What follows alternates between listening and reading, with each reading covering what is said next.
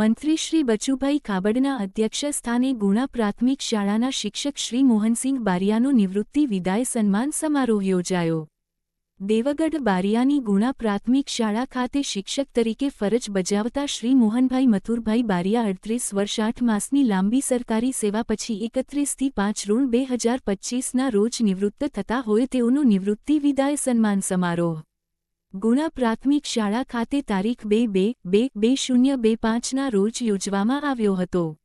આ સન્માન સમારોહમાં ગુજરાત સરકારના પંચાયત અને કૃષિ મંત્રી શ્રી બચુભાઈ ખાબડ સાહેબ હાજર રહી ઉપસ્થિત શિક્ષકો, ગ્રામજનો, આગેવાનો, વાલીઓ, બાળકો વગેરેને સંબોધતા જણાવ્યું હતું કે આજનો અને ભવિષ્યનો સમય શિક્ષણનો છે। કોઈપણ પ્રકારની પ્રગતિ માટે શિક્ષણ ખૂબ જ જરૂરી છે।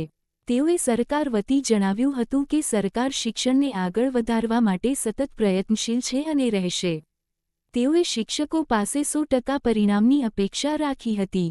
આ પ્રસંગે ગુણા પ્રાથમિક શાળા ખાતે નવીન બનેલ 7 જેટલા ઓરડાનું લોકાર્પણ તેઓએ કર્યો હતો।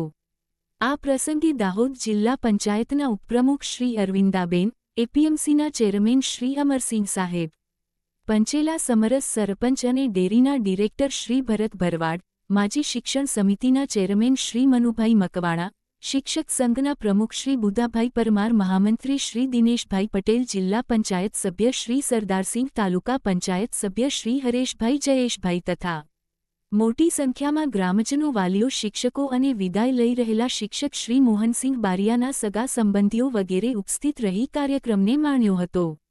આ કાર્યક્રમની આભાર વિધિ શ્રી ગુલાબસિંહ બારિયાએ કરી હતી। રિપોર્ટર પર્વતભાઈ પીપલોદ।